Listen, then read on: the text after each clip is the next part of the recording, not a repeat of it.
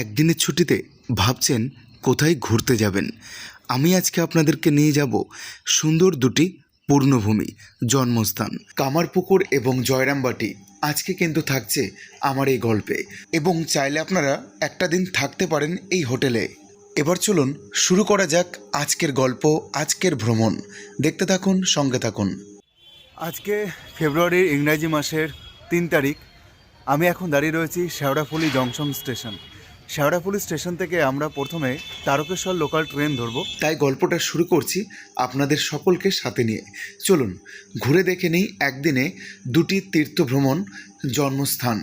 আমি কিন্তু শেওড়াফুলি স্টেশন থেকে গল্পটা শুরু করেছিলাম। প্রথমে আমরা চলে এলাম সকাল 7:25 তারকেশ্বর লোকাল ট্রেন ধরে তারকেশ্বর স্টেশন, এবং এখান থেকে আমাদের সকাল 8:27 গোঘাট লোকাল ট্রেন রয়েছে। চলুন এগোনো যাক। আর গোঘাট থেকে আমরা পৌঁছে যাব শ্রী শ্রী রামকৃষ্ণ পরমহংস দেবের জন্মভিটা কামারপুকুর, এবং আরেকটি জায়গায় আমরা যাব মা সারদা মণির জন্মভিটা জয়রামবাটি। তাহলে চলুন, আমাদের ট্রেন দিয়ে দিয়েছে 2 নম্বর প্ল্যাটফর্মে। এই যে আমাদের ট্রেন দাঁড়িয়ে রয়েছে 2 নম্বর প্ল্যাটফর্মে।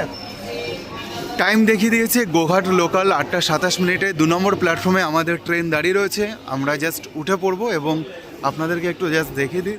সকালবেলায় ট্রেনে কম্পার্টমেন্ট কিন্তু ম্যাক্সিমাম খালি থাকে। আপনারা চেষ্টা করবেন সকাল সকাল রওনা দিতে, তবেই কিন্তু একদিনেই ভ্রমণ করে আবার বাড়ি ফিরতে পারবেন। এবার আপনাদেরকে শেয়ার করে নিই, হাওড়া থেকে আপনারা কিন্তু গোঘাট লোকাল ট্রেন পেয়ে যাবেন। দূরত্ব 91 কিলোমিটার, আর ট্রেন ভাড়া মাত্র 25 টাকা। ঘড়িতে সময় আপডেট সকাল 9:15। আমি কিন্তু পৌঁছে গেলাম গোঘাট স্টেশনে। আপনাদেরকে দেখিয়ে দিই, এই হচ্ছে গোঘাটের সাইনবোর্ড রয়েছে, আর এই হচ্ছে ট্রেন দাঁড়িয়ে রয়েছে যে ট্রেনে আমরা নামলাম। এই ট্রেনটা আবার তারকেশ্বর বা হাওড়া দিয়ে দিয়েছে, দেখে বলে দিচ্ছে। হ্যাঁ, এই ট্রেনটা এখন তারকেশ্বর দিয়ে দিয়েছে। সকাল 9:32 টাইম রয়েছে। এই ট্রেনটা এখন তারকেশ্বর পৌঁছে যাবে। এই হচ্ছে গোঘাট স্টেশন। ঠিক এই রাস্তাটা দিয়ে আপনারা এগিয়ে আসবেন, আর এখানে আপনারা অসংখ্য টোটো পেয়ে যাবেন, এবং তার সাথে পেয়ে যাবেন 4 চাকা মারুতি ভ্যান। যেটাতে আপনাদের পছন্দ হয় সেইটাতেই কিন্তু আপনারা যেতে পারবেন। আগে চলুন কত টাকা ভাড়া নিচ্ছে শেয়ারে আপনাদেরকে একটু দেখিয়ে দিই। আচ্ছা, এখান থেকে কামারপুকুর যেতে কতক্ষণ সময় লাগবে? 20 মিনিট লাগবে। ভাড়া কত নিচ্ছ? 30 টাকা শেয়ারে।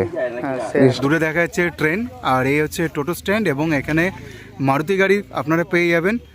গোঘাট স্টেশন থেকে জয়রামবাটি কামারপুকুর পৌঁছাতে কত টাকা ভাড়া নিচ্ছ শেয়ারে? জয়রামবাটি নামাতে হচ্ছে 50 টাকা করে নামে যাচ্ছে, আর কামারপুর মন্দির 30 টাকা। 30 টাকা। টোটো ভাড়া আর গাড়ি ভাড়া একই ভাড়া? একই ভাড়া। টোটোতে এখন উঠে বসলাম, আর এখান থেকে কিন্তু আপনারা সবসময় টোটো পেয়ে যাবেন, কোনো সমস্যা হবে না। এখান থেকে প্রথমে আমরা যাব কামারপুকুর। শেয়ারে গাড়ি ভাড়া পড়লো আমাদের 30 টাকা, সময় লাগবে 20 মিনিট। আর আপনারা যদি চান মারুতি ভ্যানে করে যাবেন, সেক্ষেত্রেও কিন্তু আপনাদের 30 টাকা ভাড়া পড়বে কামারপুকুর পৌঁছানোর জন্য। আর জয়রামবাটি যেতে গেলে 50 টাকা ভাড়া পড়বে। জয়রামবাটি এখান থেকে মিনিমাম 40 থেকে 45 মিনিট সময় লাগবে। একটা গুরুত্বপূর্ণ বিষয় শেয়ার করে নিই, গোঘাট স্টেশনে কিন্তু কোনো রকম খাবারের দোকান আপনারা পাবেন না। স্টেশন থেকে বাইরে বেরিয়ে আসলে তবেই কিন্তু দোকান চোখে পড়বে। ঘড়িতে সময় আপডেট সকাল 10টা। আমরা কিন্তু পৌঁছে গেলাম শ্রী শ্রী রামকৃষ্ণ পরমহংস দেবের জন্মভিটা। ঠাকুরের বাল্যবেলা থেকে শুরু করে বড় হওয়া থেকে সমস্ত কিছু কিন্তু এখানে যিনি লোকাল গাইড রয়েছেন, সেই গাইডের সাথে আমরা কথা বলে আপনাদের সাথে পরিচয় করে দেবো প্রত্যেকটা স্থানগুলো। এখানে কাকিমা জেঠিমারা বিক্রি করছেন। আচ্ছা, এই ফুলের ডালাগুলো কত টাকা নিচ্ছেন? আমার জল ফুল দিয়ে 20 টাকা বাবা। 20 টাকা। এই গেটটি হচ্ছে মন্দিরের প্রবেশদ্বার, এবং ভেতরে ভিডিওগ্রাফি, ফটোগ্রাফি কোনোটাই অ্যালাউ নেই। গেটের বাইরে আপনাদের চোখে পড়বে কোন মাসে কোন সময় মন্দিরটি খোলা থাকে এবং বন্ধ থাকে। যদি আপনারা প্রসাদ গ্রহণ করতে ইচ্ছুক থাকেন, তাহলে সকাল 11টার মধ্যে অফিস ঘর থেকে প্রসাদের কুপন সংগ্রহ করে নেবেন। বাইরে থেকে আমরা দর্শন করছি রামকৃষ্ণ ঠাকুরের খড়ের ছাউনি দেওয়া ঘরটি, এবং বাবা যোগীশ্বর শিব মন্দির। বিশ্রাম করবার জন্য মেন গেটের সামনেই আপনাদের চোখে পড়বে এই ঘরটি।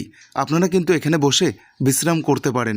হালদারের যে পুকুর রয়েছে, যেই পুকুরে আমাদের ঠাকুর স্নান করতেন, সেই পুকুরটি আগে একবার দর্শন করে পুকুরের জল মাথায় ছুঁয়ে নেব। মা সারদা যখন বিয়ের পরে 6 বছর বয়সে কামারপুকুরে এসেছিলেন, তখন মা সারদার মনে খুব দুঃখ ছিলেন। কামারপুকুরে আসলাম, ওখানে তো গঙ্গা নেই, আমি গঙ্গা চান কোথায় করব। তখন রামকৃষ্ণদেব দাঁড়িয়েছিলেন, ওনার পা দিয়ে বেলপাতা জবা ফুল এই হালদার পুকুরে এসে পড়েছিলেন। মা শারদা যখন গঙ্গা দেখেছিলেন, ভোরের বেলায় একা একা চান করতে আসতেন, তখন রামকৃষ্ণ ঠাকুর অষ্টসখী পাঠাতেন। মা শারদাকে পিছনে 4 জন, সামনে 4 জন, 8 জন চান করাতে নিয়ে আসতেন। আবার চান করা হলে 8 জন বাড়ি পৌঁছে দিতেন। আর মা শারদার 8 সখীর এক সখী ছিলেন রানী রাসমণি। এইটাই আমাদের গঙ্গা মাতায় জন্মে। এবং তার ব্যাখ্যা এখানে যে দিদিভাই রয়েছে সেটা তো খুব সুন্দরভাবে দিয়ে দিল। তাহলে চলুন আগে একটু মাথায় গঙ্গা জল স্পর্শ করে নিই।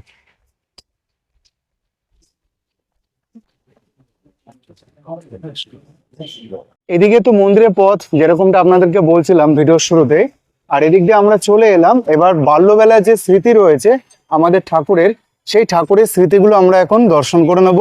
এই যে পাঁচিল ঘেঁষে যে সরু গলির মতন পথটি, এই পথটি ধরে আমরা এগিয়ে যাব। দিদি আমাদের সাথে রয়েছেন। কামারপুকুরে দর্শনীয় স্থানের মধ্যে এখানে কি কি দেখার রয়েছে? এই যে মাটির বাড়ি, এই আগেকারের বাড়ি হচ্ছে লাহাবাবুর বাড়ি। লাহাবাবু ছিলেন জমিদার কামারপুকুরে। যখন 5 কিলোমিটার দূরে ক্ষুদিরামের বাড়ি ছিলেন রামকৃষ্ণ ঠাকুরের বাবার বাড়ি। ওখানকার জমিদার ছিলেন রামানন্দ রায়। উনি একটা মিথ্যে মামলায় রামকৃষ্ণদেবের বাবাকে সাক্ষী দিতে বলেছিলেন, কিন্তু উনি তো ব্রাহ্মণ মানুষ ছিলেন, গোটা গ্রামে পুজো করে এনে খেতেন। উনি মিথ্যে সাক্ষী দিতে পারেননি, ওই জন্য নিজের গ্রাম ছেড়ে কামারপুকুরে চলে এসেছিলেন। গয়ায় গেছিলেন পিণ্ড দিতে ক্ষুদিরাম। তখন রামকৃষ্ণদেব স্বপ্ন দিয়েছিলেন, ক্ষুদিরাম আমি তোমার বাড়ি আসছি। বলছে আমি তো ব্রাহ্মণ মানুষ, গোটা গ্রামে পুজো করে আনলে তবেই দুবেলা দুমুঠো খেতে পাই, আমার বাড়িতে গেলে আমি কি দিয়ে খেতে দেবো? গদাই বলছে তুমি যা দিয়ে দেবে আমি তাই দিয়েই খাবো। তখন ক্ষুদিরাম ছিলেন গয়াতে, আর রামকৃষ্ণদেবের মা চন্দামণি দেবী তখন শিবের মন্দিরে প্রণাম করছে। শিবের জ্যোতিতে গদাধরের জন্ম হয়েছিলেন। এই দিদি কিন্তু বেশ সুন্দরভাবে আমাদেরকে গুছিয়ে সমস্ত কিছু তথ্য দিচ্ছে। আমরা কিন্তু এক এক করে ঠাকুরে যা যা রয়েছে এখানে স্মরণীয় স্থান সব কিছু কিন্তু আমরা ঘুরে দেখব। ধর্মদাস লাহাবাবু এখানকার জমিদার। আর এই যে মন্দিরটি দেখছেন, এই মন্দিরটির নাম হচ্ছে বিষ্ণু মন্দির। এই মন্দিরের ভেতরে আমাদের দিদিভাই নিয়ে যাবে এবং যা যা এখানে রয়েছে সমস্ত কিছু উনি আমাদের সাথে শেয়ার করবেন। চলুন, লাহাবাবুর মূর্তি তো আমরা দর্শন করে নিলাম, এবার চলুন ধীরে ধীরে বিষ্ণু মন্দিরে দেখে প্রবেশ করা যাক। আসুন। এই যে মন্দিরটা দেখছেন, এটা হচ্ছে লাহাবাবুদের কৃষ্ণ মন্দির। যখন 5 বছর বয়স ছিলেন রামকৃষ্ণ ঠাকুরের, তখন ওনার মা চন্দ্রমণি দেবী গদাইকে চান টান করিয়ে 5 বছর বয়সে ওখানে পাঠশালা আছে স্কুল, ওখানে পড়াশোনা করার জন্য পাঠাতেন। উনি পড়াশোনা না করে এই মন্দিরের এক কোণে বসে বসে মা কালীর মূর্তি আঁকতেন, আর সিংহাসনে দেখবেন নারায়ণ শিলা আছে, গদাধর পুজো করতেন। এখানে রয়েছে রাসমঞ্চ এবং এই রাসমঞ্চর পর্যবেক্ষণ কিন্তু আমি তো করবই, এবং এই রাসমঞ্চকে ঘুরে ঘুরে দিদিভাই আমাদেরকে দেখাবেন আর সমস্ত কিছু এর ব্যাখ্যা আমাদেরকে সুন্দরভাবে বুঝিয়ে দেবেন। মন্দিরের ভেতরে প্রবেশ করতে এখানে একটি ব্যানার চোখে পড়লো, আপনাদের সাথে একটু শেয়ার করে নিলাম। এই মন্দিরটা 3 তলা। এটা যে দাঁড়িয়ে আছেন না, এটা ছাদে একটা মাটির নিচে ঘর আছে, আন্ডারগ্রাউন্ড। এটা মাঝের তলা, ওপরে দেখুন একতলা দেখা যাচ্ছে। লাহাবাবুদের বাড়িতে আগেকারের যুগে বর্গিরা আসতেন লুটপাট করতে। লাহাবাবুরা তখন বাড়ির থেকে গয়না গাটি টাকা পয়সা নিয়ে মাটির নিচে লুকিয়ে যেতেন। আর পাশে আছে গদাধর, ওই যে ধনী কামারিনীকে প্রথম ভিক্ষে মা করেছিলেন, ওই যে গদাধর ভিক্ষা নিচ্ছেন। এটা হচ্ছে লাহাবাবুদের গয়না ফেরত। যখন মা শারদার বিয়ে হয়েছিলেন রামকৃষ্ণ ঠাকুরের সাথে, তখন ওই বৌভাতের দিনে লাহাদের বাড়ির গয়না দিয়ে মা শারদাকে সাজিয়েছিলেন। মা শারদা যখন গয়না পরে ঘুমিয়ে গেছিলেন, দানের জিনিস রামকৃষ্ণ ঠাকুর নেবে না, এই লাহাবাবুদের গয়না লাহাবাবুদেরকে ফেরত দিয়েছিলেন। তখনকারের যুগে রামকৃষ্ণদেবের বয়স ছিলেন 24, মা শারদা ছিলেন 6 বছর। 300 টাকা রামকৃষ্ণদেব পণ দিয়েছিলেন শারদা মায়ের বাড়িতে। পণ দিয়ে বিয়ে করে কামারপুকুরে এনেছিলেন মা শারদাকে। কন্যা পণ ছিলেন তো, মেয়েরা পণ পেতেন।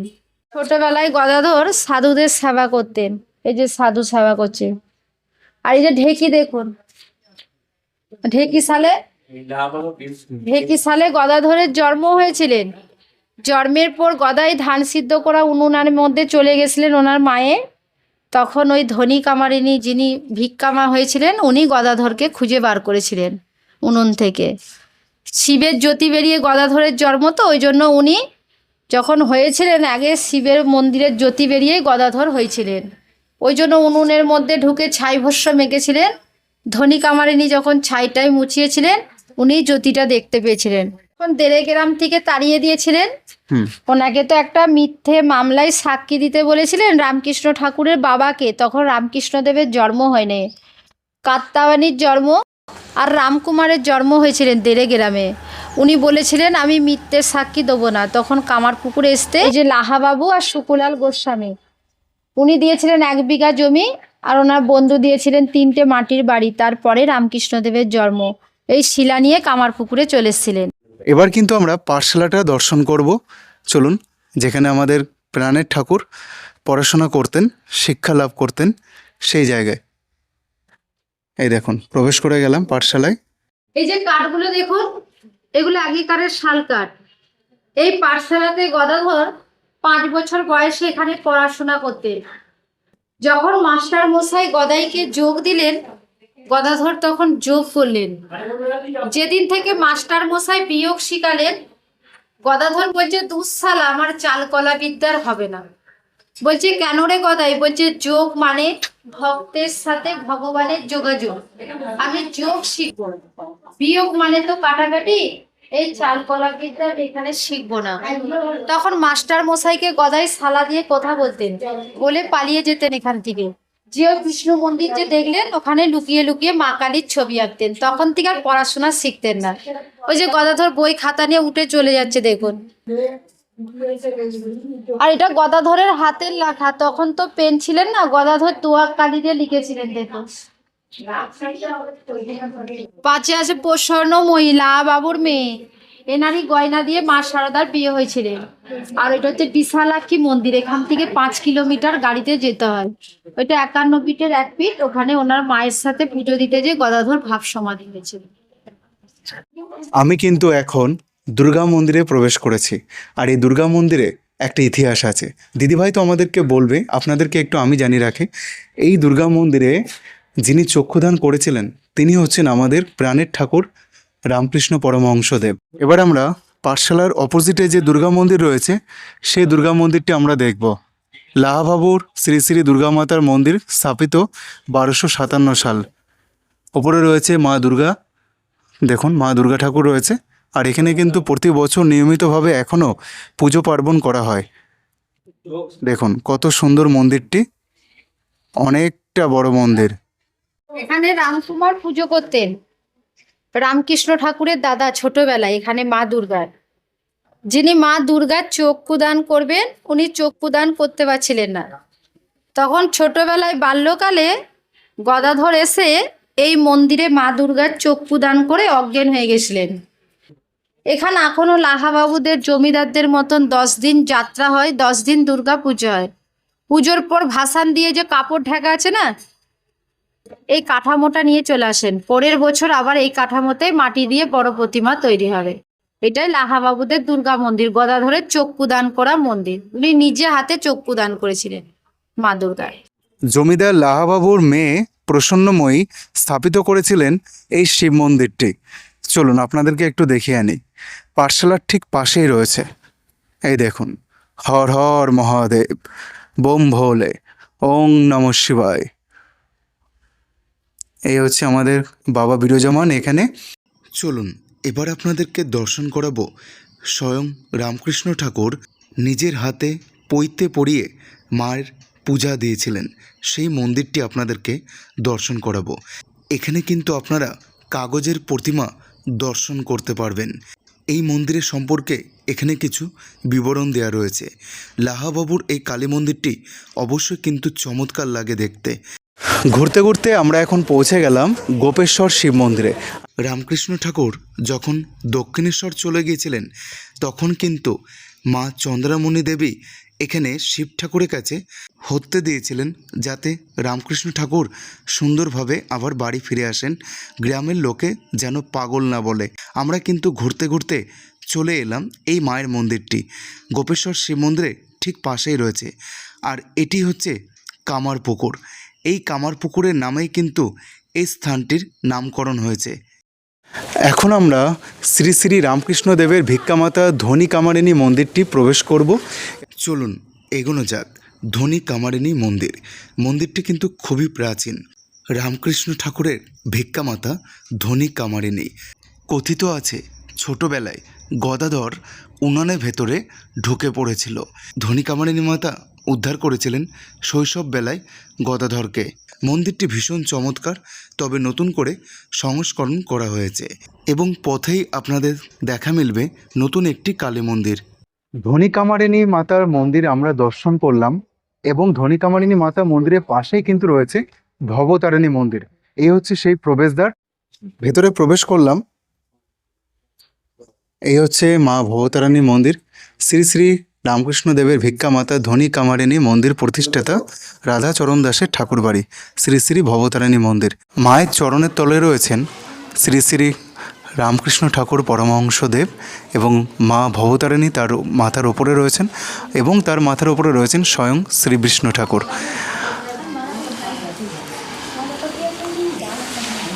এখন আপনাদেরকে যে বাড়িটি দেখাবো সে বাড়িতে কিন্তু একটা ইতিহাস রয়েছে এবং এখানে যিনি লোকাল গাইড রয়েছেন তার মুখ থেকে শুনে নেব এই দুর্গাদাস পাইনের বাড়ির সম্পর্কে কিছু ইতিহাস।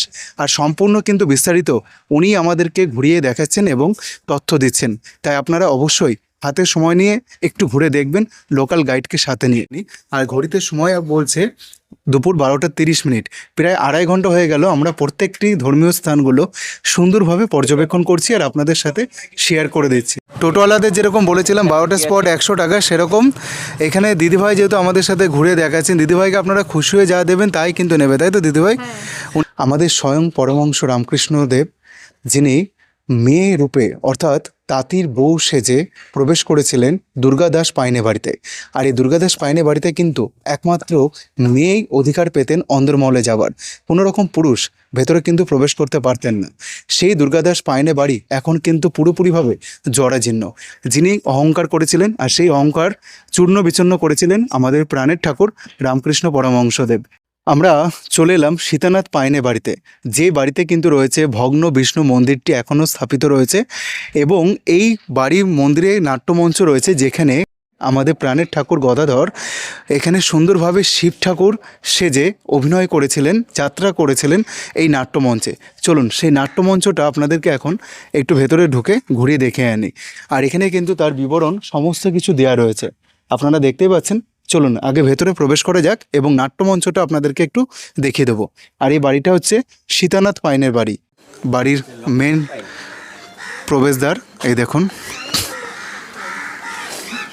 সীতানাথ পাইনের প্রাচীন বিষ্ণু মন্দিরের ভগ্নাবশেষ। এখানে একটা সময় জাঁকজমকভাবে কিন্তু পুজো আশ্রয় দিতেন সীতানাথ পাইন। দেখুন পাইন কুটির, সীতানাথ পাইনের বাড়ি। ভেতরে যেহেতু প্রবেশ করা যাবে না তাই আপনাদেরকে বাড়ি ভেতরটা দেখিয়ে দিচ্ছি। এখনও কিন্তু এখানে বাড়িতে যারা পাইনের বংশধররা রয়েছেন তারা কিন্তু রয়েছেন। পাইন কুটির, এই বাড়িতে বালক গদাধর বিশেষ যাতায়াত ছিল। এই সেই সীতানাথ পাইনের বাড়ি যেখানে শৈশব বেলায় গদাধর সুন্দরভাবে যাত্রায় অভিনয় করেছিলেন। শিবরাত্রির দিনে শিব ঠাকুরের অভিনয় দেখুন, এখানে তার বিবরণ দেওয়া রয়েছে।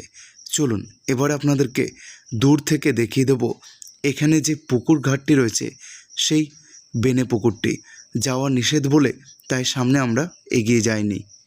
আমাদের প্রাণনাথ শ্রী শ্রী রামকৃষ্ণ পরমহংসদেবের বাল্যবেলায় যখন ওনার বয়স ছিল 10 বছর এবং নাম ছিল গদাধর, তখন কিন্তু উনি এখানে যাত্রায় অভিনয় করেছিলেন শিব ঠাকুর সেজে শিবরাত্রির দিন। আর এখানেই তখন উনি কিন্তু সমাধিস্থ হয়েছিলেন। তৃতীয়বার যখন সমাধিস্থ হন তখন কিন্তু এই পাইনবাড়ি নাট্যমঞ্চে যখন উনি শিবের অভিনয় করছিলেন তখন হয়েছিলেন। এখানে কিন্তু কিছু দোকান রয়েছে, আপনারা চাইলে অবশ্যই বাড়ির জন্য কিছু স্মৃতি হিসাবে নিয়ে যেতে পারেন। পাইন বাড়ির ভেতরেই কিন্তু রয়েছে এই দোকানটি। এখানে ঠাকুরের অনেক কিছু জিনিসপত্র আপনারা পাবেন, অবশ্যই কিছু কেনাকাটা চাইলে করে নিতে পারেন। ক্ষুদিরাম চট্টোপাধ্যায় শ্রী গদাধর এবং রামকৃষ্ণ যে বাবা ছিলেন, সে বাবা ক্ষুদিরাম চট্টোপাধ্যায়কে দিয়েছিলেন 1 বিঘা। দেখুন, আর প্রথম যে ভাব সমাধি উনি হয়েছিলেন সেটা হচ্ছে এই জায়গায়।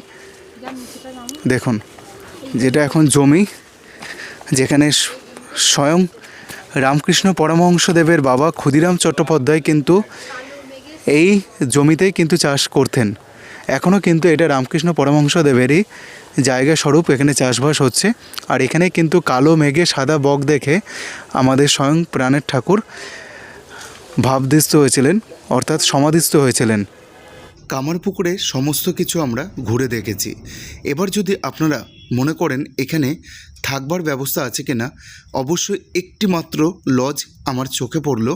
চলুন একটি ঘর আপনাদেরকে দেখিয়ে দেবো। ইনি হচ্ছেন লজের মালিক। তো দাদাকে একটা রুম দেখাতে বলবো। দাদা একটা রুম দেখে দিন আমার ভিউয়ার্সদের জন্য। আচ্ছা, রুম ভাড়াটা কত পড়বে একটু বলে দিন। রুম ভাড়া হচ্ছে 500 টাকা। 500 টাকা। কতজন থাকতে পারবে ওই রুমে? 4 জন থাকতে হবে। 4 জন থাকতে পারবে। আর এসি নিলে? এসি নিলে 900 টাকা। 900 টাকা। আচ্ছা চলুন তাহলে একটা রুম আমরা শেয়ার করে দেবো আপনাদের সাথে। যেহেতু এটা ট্যুর গাইড করে দিচ্ছি, তাই একটা রুম আপনাদের সাথে শেয়ার করে দিচ্ছি, যাতে এইদিকে আপনারা আসতে পারেন এখানে। এখানে আসার পর যদি মনে করেন আপনারা এই লজে থাকবেন, তাহলে অবশ্যই 500 টাকার মূল্যে আপনারা এখানে থাকতে পারবেন, নন এসি। আর এসি নিলে 900 টাকা। আমি ফার্স্ট ফ্লোরে চলে এলাম সিঁড়ি দিয়ে। এই হচ্ছে রুম নম্বর 105। একটাই রুম আপনাদের সাথে শেয়ার করে দিচ্ছি। এই দেখুন, সামনে রয়েছে এখানে একটা জানালা রয়েছে, এখানে একটা আয়না রয়েছে, সুইচ বোর্ড রয়েছে, একটা টেবিল রয়েছে, এখানে বসার একটা জায়গা রয়েছে, এদিকে দুটো চেয়ার, আর পরপর এখানে রয়েছে দুটো বেড, যেখানে 4 জন অনায়াসে থাকতে পারবে। আর এই ঠিক বেডে শুয়ে শুয়ে আপনারা কিন্তু মঠ পরিদর্শন করতে পারবেন এই জানালা দিয়ে। এই দেখুন, সামনে থেকে আপনাদেরকে একটু দেখিয়ে দিচ্ছি। দেখুন, একদম জানালা দিয়ে কিন্তু আপনারা মঠ পরিদর্শন করতে পারবেন। আর এখান থেকে কিন্তু হালদারের পুকুরটা দেখা যায় একদম এই ছাদের ওপর থেকে। আর যদি এদিকটা একটু ক্যামেরাটা ঘোরাই, এখানে রয়েছে কিন্তু একটা বেসিন, এখানে জামাকাপড় রাখার জায়গা, এই রয়েছে একটা শাওয়ার, এখানে রয়েছে ওয়েস্টার্ন কোমোড এবং পরিষ্কার পরিচ্ছন্ন রয়েছে। আর এই রুমটার ভাড়া দাদাভাই বললেন 500 টাকা, তাই তো? হ্যাঁ। এদিকটা আসুন। দাদাভাই কিন্তু এই রুমটার ভাড়া বললেন 500 টাকা। আপনি অনার তো? হ্যাঁ, আমি। আচ্ছা, আপনি কন্ট্যাক্ট নাম্বারটা বলে দেন বুকিংয়ের। 9733595669। এই নাম্বারে বুকিং করে নিতে পারবে, তাই তো? রুম চেক আউট আর চেকিংটা বলে দেন। আমাদের সকাল 9টায়। আর চেক আউট? চেক আউট যখন খুশি হোক, চেক আউট করতে হবে সকাল 9টায়? সকাল 9টায়। চেকিং যখনই হোক না কেন? চেকিং যখনই। আচ্ছা, এই নাম্বারে ফোনপে নাম্বার তো? এই নাম্বারটায়? হ্যাঁ। তো এই নাম্বারটা ফোনপে নাম্বার। আপনারা কিছু টাকা অ্যাডভান্স করে দেবেন। আর এখানে ফ্যান রয়েছে একটা। রুমের আয়তনটা ভালো, খারাপ না, মোটামুটি ভালোই লাগলো আমার চোখে। 4 জন অনায়াসে থাকতে পারবে অ্যাটাচ ওয়াশরুম দিয়ে। যে সকল বন্ধুরা গাড়ি নিয়ে আসছেন 4 চাকা নিয়ে, তাদের জন্য কিন্তু এই পার্কিং জোনটা দেখে নিন। এখানে আপনারা গাড়ি রাখবেন, গাড়ি রেখে তারপর এই পথটা দিয়ে আপনারা এগিয়ে যাবেন। এগিয়ে গেলে কিন্তু রামকৃষ্ণ মঠ আপনারা সামনে দেখতে পারবেন। দেখতে পাচ্ছেন দুপুরে প্রসাদ কিন্তু খুবই সুন্দর ছিল। আপনারাও এসে এখানে প্রসাদ গ্রহণ করবেন। যেহেতু প্রসাদ দেখাতে পারিনি, ভেতরে ক্যামেরা অ্যালাউ নেই, তো পরিবেশ এবং প্রসাদ দুটোই খুব সুন্দর। কামারপুকুর থেকে জনপ্রতি মাত্র 30 টাকা ভাড়ার বিনিময়ে আপনারা পৌঁছে যেতে পারবেন টোটো করে জয়রামবাটি। চলুন আমরা পৌঁছে গেলাম। আর দূরে দেখা যাচ্ছে শ্রী শ্রী মাতৃ মন্দির। আর এই পথটি কিন্তু চলে যাচ্ছে মাতৃ মন্দিরের অর্থাৎ মা সারদা দেবীর পুকুর ঘাটের দিকে। আর যে সকল ভক্তরা গাড়ি নিয়ে আসবেন অবশ্যই ডান দিকের পথটি ধরে এগিয়ে যাবেন। গেট কিন্তু এখন বন্ধ রয়েছে। চলুন আপনাদেরকে দেখিয়ে দিই কোন মাসে কোন সময় মন্দির খোলা এবং বন্ধ থাকে, তার বিবরণ তালিকা এখানে কিন্তু দেয়া রয়েছে, আপনারা অবশ্যই দেখে নেবেন। মন্দিরের গেটকে জাস্ট ডান দিকে রেখে বাঁ দিকের এই রাস্তাটা দিয়ে চলে আসবেন। যদি বাইরে থেকে আপনারা ক্যামেরা করতে চান তাহলে এই রাস্তাটা দিয়ে আপনাদের আসতে হবে মায়ের পুরাতন বাড়ি দেখার জন্য। এই যে রাস্তা থেকে আমরা মায়ের পুরাতন যে বাড়ি রয়েছে সেই বাড়িটি আমরা দর্শন করে নিচ্ছি। বিচুলির ঘর, যেরকম কামারপুকুরে দেখেছিলাম আমরা শ্রী শ্রী রামকৃষ্ণ ঠাকুরের। এই দেখুন এখানে লেখাও রয়েছে, এই হচ্ছে মায়ের পুরাতন বাড়ি। আমরা কিন্তু বাইরে থেকে মায়ের পুরাতন বাড়িটি দেখে নিচ্ছি। আর নতুন বাড়িটা কিন্তু একদম সামনে, যেটা আপনাদের প্রথমেই দেখালাম। এই দেখুন, এটা হচ্ছে মায়ের পুরাতন বাড়ি। এই যে মায়ের পুরাতন বাড়ি দেখতে পাচ্ছেন, একদম সামনেই রয়েছে। এই বাড়িগুলোকেই নির্মাণ করা হয়েছে নতুনভাবে। তবে এখানে ক্যামেরা করতে পারছি, মন্দিরের গেট দিয়ে ভেতরে প্রবেশ করলে কিন্তু আর ভিডিওগ্রাফি করতে পারবো না বা ফটোও তুলতে পারবো না। দেখুন এখানে পরপর কিন্তু সুন্দর বাড়ি রয়েছে। এরকম একটা গলির ভেতরে আপনাদের আসতে হবে, এসে তারপর আপনাদের দেখতে হবে। দেখুন এই সকল কুটিরগুলো দেখে সত্যি গ্রামের দিনের আগেকার সময় পরিবেশের কথা মনে পড়ছে, যখন মা সারদা দেবী এই ঘরে নিজেদের ভাইয়ের সাথে থাকতেন। সত্যি অপূর্ব চমৎকার প্রতিটি ঘরগুলো এখনও পর্যন্ত দাঁড়িয়ে রয়েছে। কিছু ঘর নতুন করে সংস্করণ করা হয়েছে। এখানে কিছু তথ্য দেওয়া রয়েছে, আপনাদের সাথে একটু শেয়ার করে নিলাম। দেখে নিন এই বাড়ির সম্পর্কে। এই দেখুন, এই বাড়ির সম্পর্কে কিছু তথ্য আপনাদের সাথে শেয়ার করে নিলাম। কড়িকাঠের এবং তার সাথে খড় বিচুলির ছাউনি দেওয়া সুন্দর পুরাতন বাড়িটি। এখানেই মা কিন্তু থাকতেন। জয় মা সারদা মায়ের জয়। শ্রী শ্রী মায়ের স্মৃতি বিজড়িত পবিত্র পুকুরে অবশ্যই কিন্তু আপনারা জল স্পর্শ করবেন মাথায়। এখানে কিন্তু মা স্নান করতে আসতেন। দেখতে পাচ্ছেন সেই পুকুর ঘাটটি। শ্রী শ্রী মায়ের স্মৃতি বিজড়িত লেখাটা দেখতে পাচ্ছেন। আর এই হচ্ছে মায়ের কিন্তু সেই স্নানের ঘাট। মা কিন্তু এখানে স্নান করতেন। চলুন আপনাদেরকে একটু দেখিয়ে দিই। আর মায়ের এই স্নানের ঘাট থেকে একটু জল স্পর্শ করে নিই নিজের শীর্ষে। এই দেখুন, জয় মা, জয় মা, জয় মা। খুব ভালো লাগলো এই পরিবেশে এসে, এবং খুব সুন্দর লাগছে এই পরিবেশটা সত্যি দেখতে। চারিদিকে একদম খোলামেলা পরিবেশ। এখন অবশ্য এখানে যারা লোকাল মানুষেরা রয়েছেন তারা স্নান করেন এই ঘাটে। তবে আমি এখান থেকে যতটা সম্ভব দেখিয়ে দিচ্ছি আপনাদেরকে। বাইরে দেখে নিন। তো ভিডিওগ্রাফি করতে পারবো না, তবে মায়ের যে নতুন বাড়ি রয়েছে সেই নতুন বাড়ির ভেতরে কিন্তু কিছুটা আপনাদেরকে দেখাতে পারবো। এই নতুন বাড়িটি রয়েছে মেন প্রবেশদ্বারের ঠিক ডান দিকে। আপনারা কিন্তু এখানে অবশ্যই মা সারদা দেবীকে, মানে আমাদের করুণাময়ী মাকে দর্শন করতে পারবেন। তবে এখানে প্রবেশদ্বার দিয়ে প্রবেশ করবার পূর্বেই আপনাদের চোখে পড়বে খড়ের ছাউনি দেওয়া কিছু ঘর। এখানে কিন্তু আপনারা ফটো এবং ভিডিও দুটিই করতে পারবেন। তবে মেন যে মন্দির সেখানে কিন্তু ক্যামেরা অ্যালাউ নেই। আপনারা আপনাদের মতন করে সুন্দরভাবে দর্শন করবেন মা করুণাময়ী মাকে, মা জগৎ জননী মাকে, মা সারদা দেবীকে। দেখুন আমরা কিন্তু দর্শন করছি। হরে কৃষ্ণ কৃষ্ণ কৃষ্ণ হরে হরে, হরে রাম রাম রাম হরে হরে। জয় মা সারদা দেবী মায়ের জয়। সত্যি অপূর্ব দৃশ্য। আর খড়ের ছাউনি দেওয়া এত সুন্দর ঘরটিতে মায়ের মূর্তি কিন্তু বিরাজমান। আর কত সুন্দর লাগছে কড়িকাঠামো, এই বাঁশের স্ট্রাকচারটা দেখতেই পারছেন। আগেকার দিনে কিছু স্মৃতি আপনাদের কিন্তু মনে পড়ে যাবে। শৈশববেলায় এখানে কিন্তু মা সুন্দরভাবে থাকতেন পুরাতন বাড়িতে, যেটা আপনাদেরকে কিছুক্ষণ আগেই আমি দেখিয়ে দিয়েছি। এগুলো কিন্তু নতুন করে তৈরি করা হয়েছে। আর দূরে আরও কিন্তু কিছু খড়ের ছাউনি দেওয়া ঘর আপনাদের চোখে পড়বে। দিনের দিন ঘুরে আপনাদের আবার বাড়ি ফিরে যেতে হবে, যেরকমটা শুরু থেকে আপনাদেরকে বলেছি। তবে হোটেল আপনাদেরকে একটিমাত্র দেখিয়ে দিয়েছিলাম। যদি মনে হয় আপনারা একটা দিন থাকবেন, তাহলে কিন্তু কামারপুকুরে আপনারা হোটেলটিতে থেকে অবশ্যই জয়রামবাটি দর্শন করে পরের দিন সুন্দরভাবে বাড়ি ফিরে যেতে পারেন, বা একদিনও ভ্রমণ করে দেখতে পারেন, যেরকম আমি আপনাদেরকে দেখালাম। চলুন। জয়রামবাটি থেকে একদম পার্কিং প্লট যে রয়েছে সেখান থেকে আমরা টোটোয় উঠলাম। ঘড়িতে সময় আপডেট বৈকাল 4টে। আর আমরা এখন গোঘাট স্টেশনে যাব, এবং গোঘাট স্টেশন থেকে আমাদের হাওড়া ট্রেন রয়েছে, এবং কত নম্বর প্ল্যাটফর্মে রয়েছে, কিভাবে আপনারা দিনের দিন ঘুরে আবার বাড়ি ফিরবেন সেটা তো অবশ্যই আপনাদের সাথে শেয়ার করেই দেবো। তাহলে চলুন আমি গোঘাট স্টেশনে গিয়ে আজকের এই ভিডিওটি কমপ্লিট করব। জয়রামবাটি থেকে কিন্তু আমরা টোটো ধরে নিয়েছিলাম রিজার্ভ, এবং আমাদের ভাড়া পড়েছিল 150 টাকা। দূরত্ব 14 কিলোমিটার, সময় লাগলো 40 মিনিটের মতন। আর এই স্টেশনে কিন্তু ওপরে কোনো খাবারের দোকান নেই, একদম খাবারের দোকান রয়েছে স্টেশন থেকে নেমে গেলেই, যেখানে টোটো স্ট্যান্ড এবং মারুতি গাড়ি রয়েছে। আমি ভিডিওটা শুরু করেছিলাম তারকেশ্বর স্টেশন থেকে আপনাদের জন্য, এবং আপনাদের জন্য ভিডিওটা শেষ করছি গোঘাট স্টেশন থেকে। পেছনে দেখতে পাচ্ছেন তারকেশ্বর লোকাল ট্রেন দাঁড়িয়ে রয়েছে, যার টাইম রয়েছে কিন্তু ঠিক বিকেল 5টা 5-এ। এবং এই তারকেশ্বর লোকাল ট্রেনটি তারকেশ্বর পৌঁছানোর পর এই ট্রেনটি কিন্তু আবার হাওড়ার উদ্দেশ্যে রওনা দেবে। তাই আপনারা যারা দিনের দিন একদিনেই সুন্দরভাবে তীর্থভূমিতে ভ্রমণ করতে আসতে চাইছেন, কোনো জায়গায় না থেকে, তাদের জন্য কিন্তু এই গল্পটা জাস্ট খুবই সুন্দর। আশা করি আপনারা পুরো ভিডিওটা দেখেছেন। কিভাবে আসবেন সব তথ্যই আপনাদের সাথে শেয়ার করেছি। আমিও কিন্তু আমার গন্তব্য এই ট্রেনে করেই বাড়ি ফিরবো, তারকেশ্বর হয়ে, তারকেশ্বর থেকে একদম হাওড়া থেকে আমার বাড়ি। তাহলে চলুন আবারও দেখা হচ্ছে আপনাদের সকলের সাথে নতুন আর একটা কোনো ডেস্টিনেশনে, নতুন একটা গল্পে, নতুন একটা অধ্যায়ে।